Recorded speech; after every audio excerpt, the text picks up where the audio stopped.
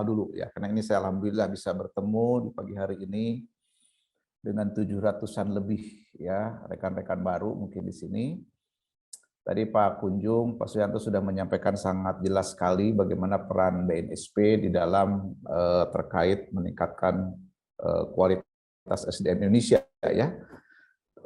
Di sini saya mewakili Ketua Umum Kadin, Pak Arsyad Rashid, mohon maaf beliau tidak bisa hadir pada hari ini karena ada berbagai kesibukan lain. Dan ini sedikit tentang saya, tadi sudah disinggung oleh Pak Suyanto. Dan saya juga dosen Pak di Pascasarjananya ITB Haji Agus Salim di Bukit Tinggi. Oh, saya tahu, saya tahu.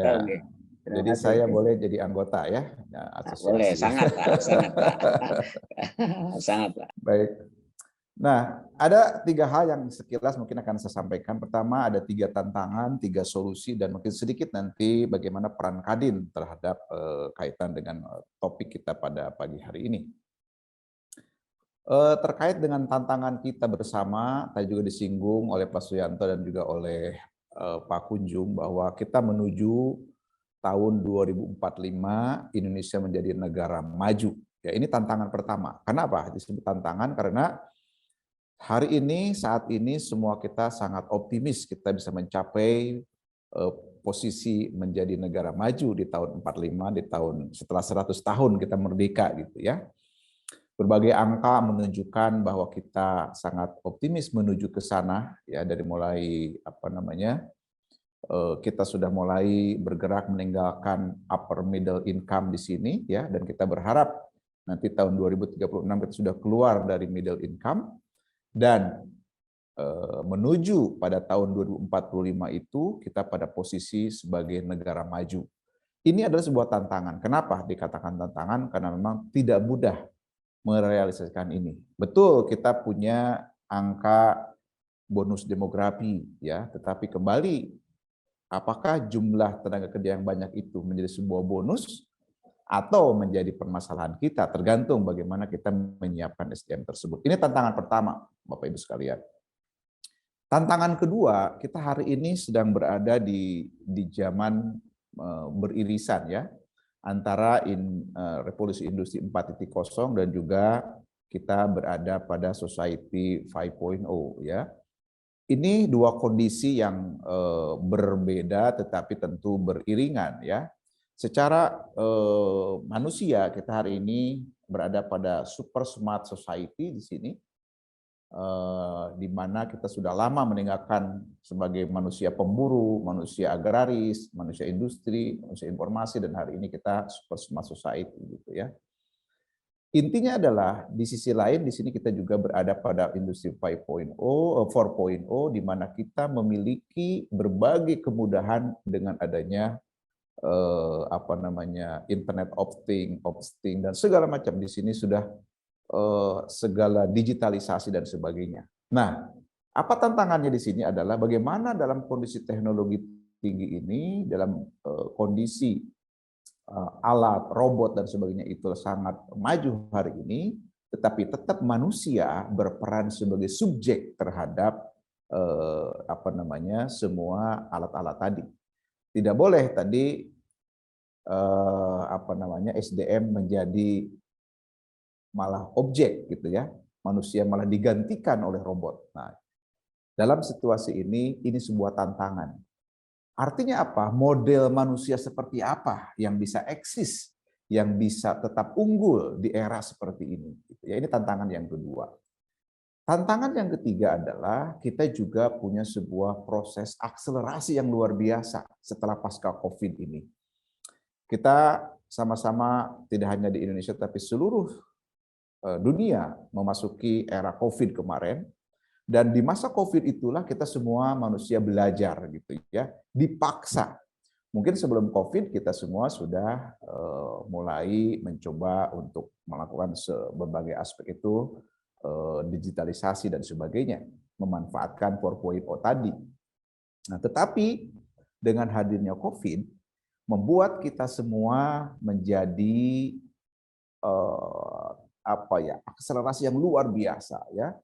karena mungkin tadi tidak boleh menyentuh, sehingga sekarang absensi masuk kerja pun sudah tidak pakai sentuhan lagi, pakai eye recognition, jadi pakai tatapan mata, gate-nya terbuka gitu misalnya. Banyak, buka lift ya, naik lift, semua aspek itu semua mendorong proses digitalisasi yang sangat cepat.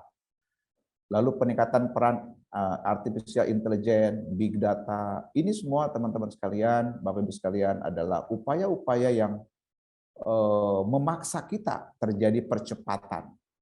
2 bulan lalu saya sempat ke UK, mengantar anak kuliah ke sana, melihat bagaimana industri retail misalnya, di kasir itu sudah tidak ada orang lagi. Bagaimana kita berbelanja itu mengambil barang sendiri, men-scan sendiri, menggesek sendiri, keluar sendiri. Karena kalau tidak digesek itu nanti tidak bisa buka pintunya gitu ya kira-kira. Jadi betapa teknologi udah luar biasa. Ini semua ada hadirnya COVID itu membuat semakin cepat kita menggunakan teknologi untuk melakukan proses digitalisasi ya. Nah, inilah 3 aspek.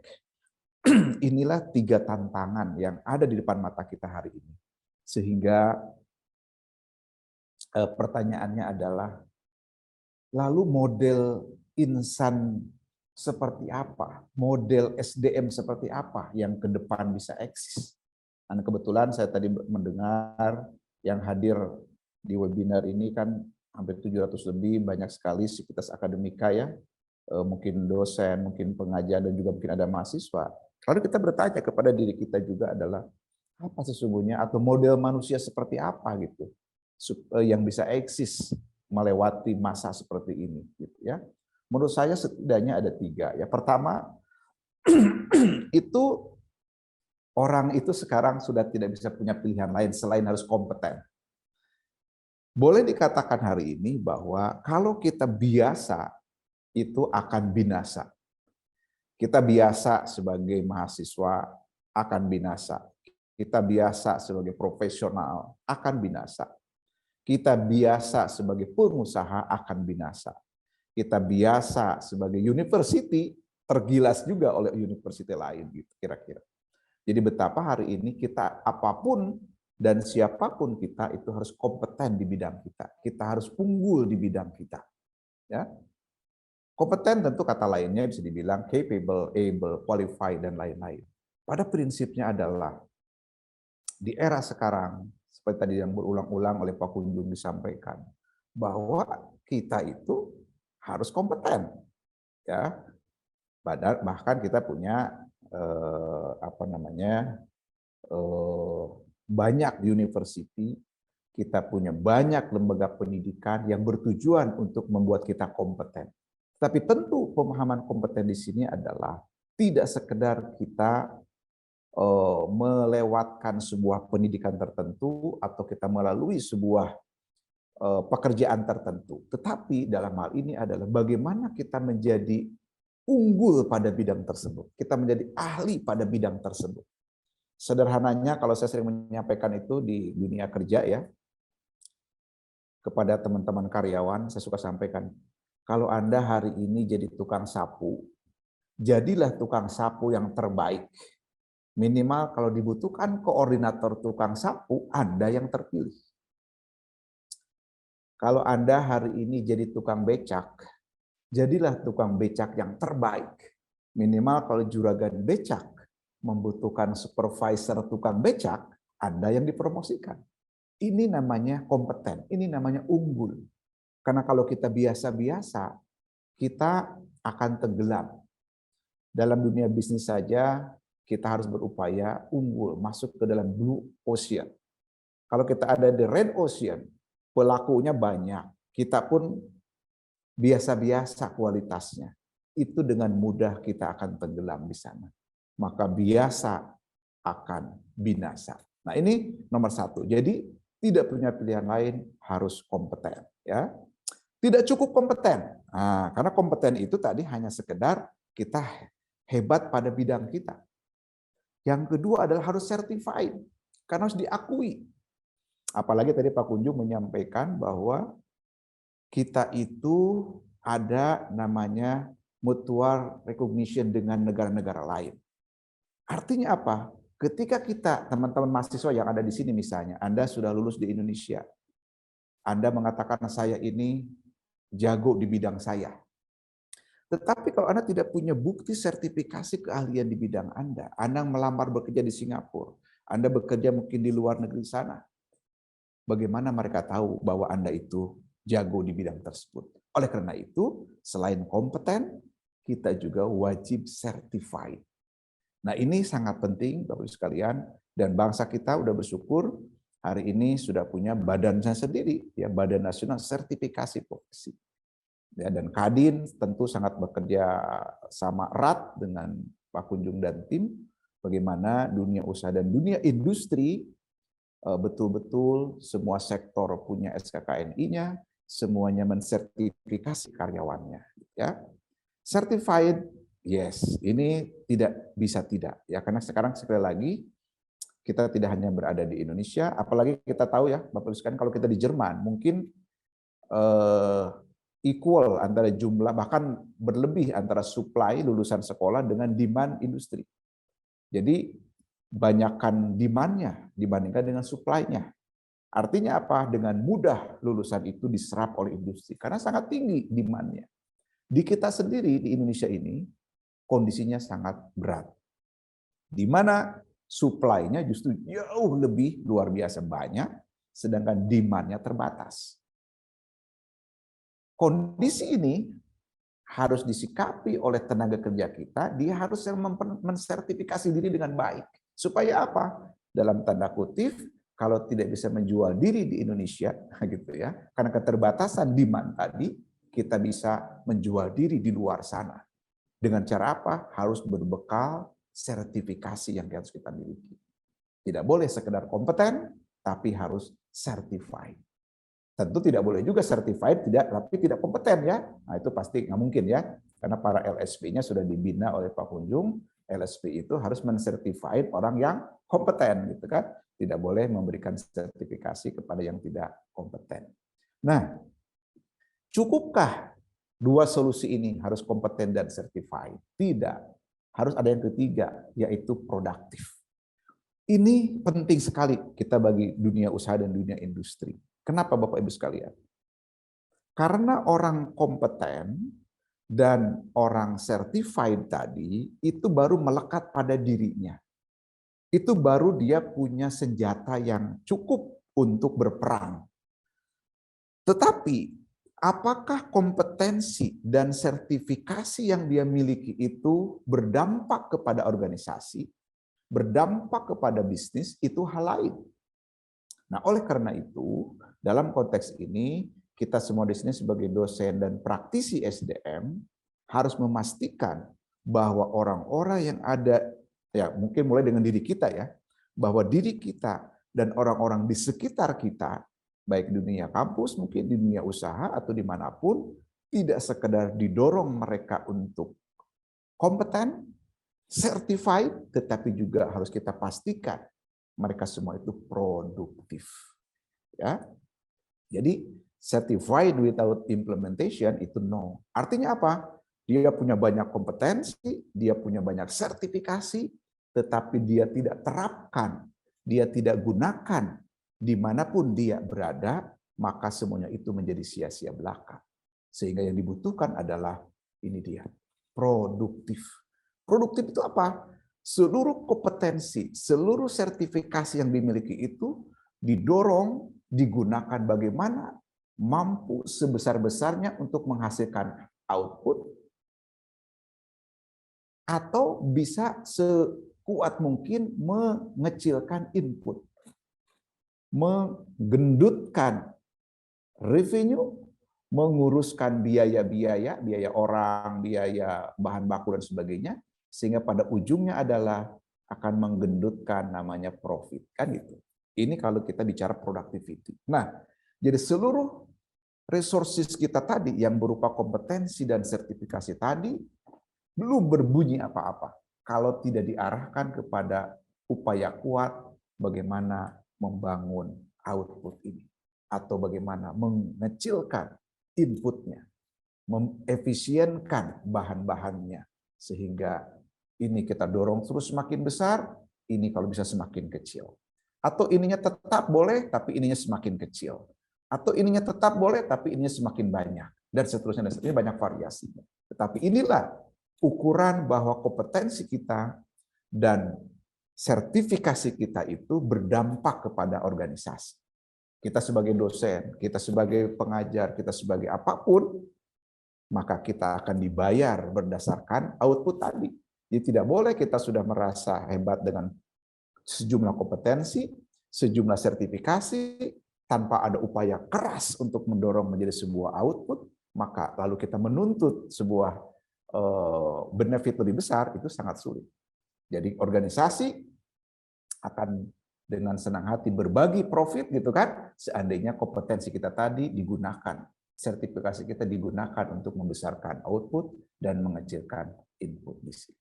Ya.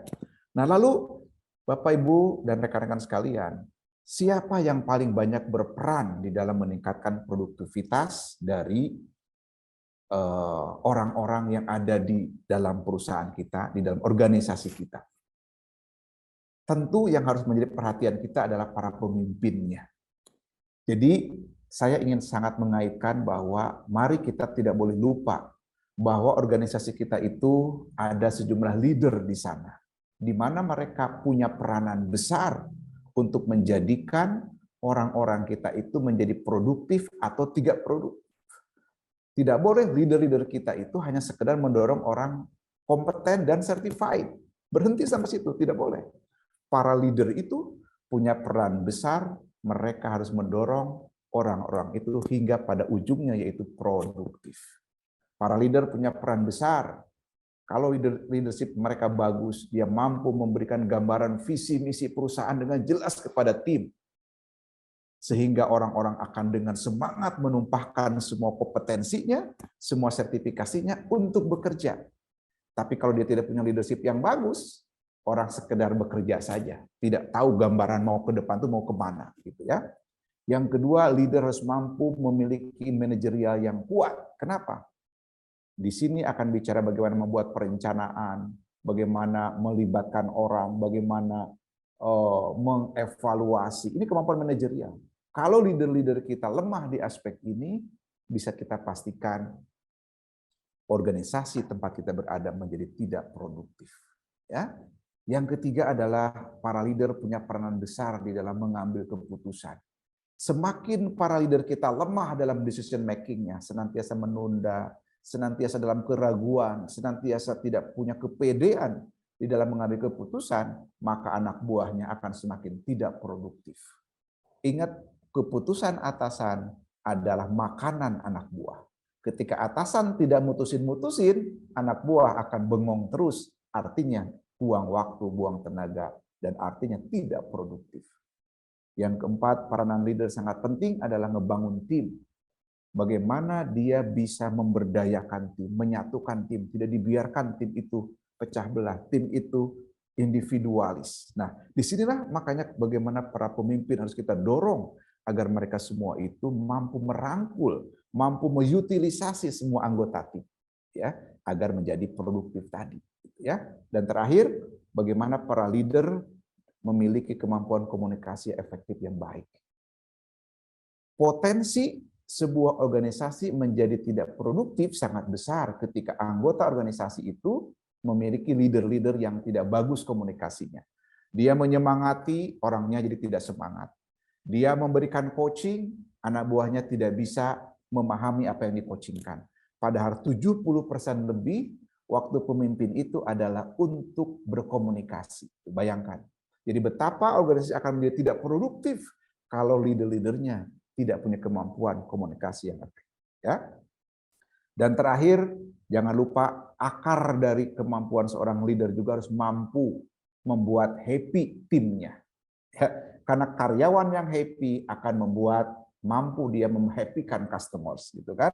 Jadi kalau para leadernya ini jangankan membahagiakan timnya, dirinya pun tidak bahagia misalnya, atau punya pemahaman bahagia yang keliru, sehingga akan dipastikan maupun apapun dia sudah punya kompetensi yang banyak, walaupun karyawannya semua sudah certified semua, tapi tidak mampu melahirkan happiness dalam diri timnya, pasti itu pun tidak akan menjadi produktif. Karena hari ini Bapak Ibu sekalian, sangat banyak orang yang menunda kebahagiaan. Saya bahagia itu nanti kalau saya sudah punya ini, saya punya itu. Saya bahagia nanti kalau sudah mencapai ini, mencapai itu. Nah, kalau filosofi bahagia salah, seorang leader akan memiliki tim yang tidak happy setiap saat. Kalau sudah tidak happy, kompetensi, sertifikasi hanya menjadi pajangan saja, gitu ya. Baik, itu kira-kira Bapak Ibu sekalian, jadi 3 masalah besar tadi, baik masalah terkait dengan kita punya impian Indonesia emas di 100 tahun kemerdekaan kita. Kita punya tantangan hari ini juga berada di era 4.0 dan 5.0, bahkan di situ VUCA namanya, kondisinya akhirnya menjadi seperti itu. Dan kita juga punya masalah pasca COVID yang terjadi akselerasi dinamika yang sangat cepat di aspek digitalisasi, sehingga menuntut dibutuhkannya individu-individu unggul di zaman sekarang, yaitu apa? Mereka yang kompeten, mereka yang certified, dan mereka yang juga produktif. Nah, lalu bagaimana peranan Kadin dalam konteks ini, Bapak Ibu sekalian? Kita bersyukur kemarin bangsa kita sudah menelurkan Perpres 68. Ya. Ini kita juga bersama-sama Pak Kunjung dan tim, bersama semua pihak di kementerian dan juga di bidang pendidikan, Kementerian Tenaga Kerja, Kadin bersama-sama. Sekarang kita sudah punya sebuah acuan bersama bagaimana membuat bangsa kita itu penyerapan SDM-nya semakin baik, bagaimana antar lulusan sekolah dengan dunia industri itu matching, gitu ya. Ini sekarang sedang siap-siap, sebentar lagi kita akan memiliki tim koordinasi di nasional vokasi, dan ini nanti akan ada juga tim vokasi di daerah. Ya, di mana nanti apa peran-peran yang akan dilakukan oleh tim ini, Bapak Ibu sekalian. Ya, di sini seperti kita ketahui, Kadin itu mengawal ya bersama tentu dengan semua stakeholder yang terkait ya, melakukan revitalisasi untuk pendidikan dan pelatihan vokasi nasional. Ya, jadi kita ada lembaga pemerintahnya kemarin ini yang terlibat bersama-sama kita menyusun ini. Kita juga ada pelaku industri, ya sejumlah asosiasi hadir, semuanya terlibat di sini di bawah Kadin. Lalu ada organisasi internasional yang juga berperan sebagai supportingnya, ada sejumlah politeknik, sekolah, dan juga sejumlah serikat yang menaungi sejumlah karyawan. Ini semua kita bekerja sama bagaimana melahirkan sebuah sistem, sebuah ekosistem ya tepatnya, sebuah ekosistem di mana antara dunia industri, dunia pendidikan itu menjadi satu ekosistem. Kalau hal ini kan tidak ekosistem ya, dunia pendidikan bingung lulusannya tidak terserap oleh dunia industri. Dunia industri bingung tidak bisa mudah mendapatkan talent yang tepat sesuai dengan kebutuhan industri. Semenjak zaman kapan tuh Menteri Pendidikan kita menyampaikan link and match, sampai hari ini kita masih PR besar. Dan hadirnya Perpres 68 ini memberikan semangat optimisme yang kuat bagi kita, karena ini sekarang punya acuan bersama gitu ya. Nah, di sini Bapak Ibu sekalian ada peranan Kadin di sini yang saya mau highlight adalah salah satunya terkait dengan ini. Nah, artinya apa? Teman-teman yang hadir di sini mungkin dari dunia dosen university yang praktisi SDM harus sama-sama kita hari ini semakin optimis ya, karena semua pihak akan bergandengan tangan. Nanti itu kita akan memastikan setiap sektor itu memiliki SKKNI, KKNI yang semakin yang valid gitu ya. Karena hari ini ada yang sudah punya tapi belum sudah tidak valid lagi. Ada yang belum punya gitu kan. Nah, dalam konteks ini bersama dengan Kadin, bersama dengan semua stakeholder terkait akan bekerja sama bagaimana memastikan semua SKKNI, KKNI itu valid gitu ya. Kita juga hari ini menggerakkan seluruh Kadin daerah ya. Sekarang sedang dijalankan Bapak Ibu sekalian, kita proyek bersama Kadin Indonesia, bersama Kemenperin, Kemenko, ya, BNSP juga di sini. Nanti kita itu akan mencoba membuat pilot project sebuah ekosistem vokasi. Ya, kita pilot projectnya itu di 4 provinsi di Pulau Jawa, di Jawa Barat, Jawa Timur, Jawa Tengah, lalu Jogja. Ya, bagaimana kita memilih 40 perusahaan di sana. Kita latih mereka diajarkan ke mereka tentang cost benefit analysis. Bagaimana kalau mereka menjalankan vokasi itu menguntungkan bagi perusahaan. Kita latih orang-orangnya di sana di perusahaan itu bagaimana menjalankan program vokasi yang benar. Dilatih namanya in-company trainer. Jadi bagaimana membuat kurikulum pelatihan vokasi dan sebagainya kita ajarkan di sana. Kita sampaikan juga tentang super tech deduction. Bagaimana keuntungan perusahaan kalau mereka menjalankan vokasi. Ya. Kita juga ajarkan tentang productivity. Bahwa kalau menyediakan vokasi itu akan meningkatkan produktivitas perusahaan gitu ya. Dan juga di situ kita ajarkan bagaimana membuat partnership antara dunia usaha dengan dunia pendidikan gitu ya. Itu kira-kira Bapak Ibu sekalian peran Kadin yang hari ini terkait dengan topik bahasan kita hari ini, bagaimana kita berupaya keras terus ya memperhebat, kan hari ini masih banyak sektor asosiasi yang belum memiliki ini. Masih banyak uji kompetensi dan sertifikasi juga yang belum berjalan dengan baik. Ini peran kita Kadin di sini akan terus makin ditingkatkan ya. Dan ini slide saya terakhir ingin menyampaikan kepada Bapak Ibu semua bahwa memang hari ini Kadin memiliki 144 asosiasi, 12 sektor, Kadin daerah juga sangat lengkap, dan kita punya 200.000 perusahaan di bawah Kadin yang hari ini Bapak Ibu sekalian, semuanya sedang berupaya keras bagaimana memiliki peran lebih terhadap peningkatan terutama vokasi ya, artinya memastikan bahwa kita bisa membantu dunia pendidikan mencetak lulusan yang matching dengan kebutuhan dunia industri. Jadi Bapak Ibu sekalian, itu mungkin yang bisa saya sampaikan. Sekali lagi Pak Suyanto dan rekan-rekan semua, kita tantangan besar di depan mata kita hari ini. Jawabannya adalah kita harus sama-sama bergandengan tangan, menjadikan pribadi, lembaga, university, organisasi yang tidak sekedar kompeten, certified, tetapi juga produktif.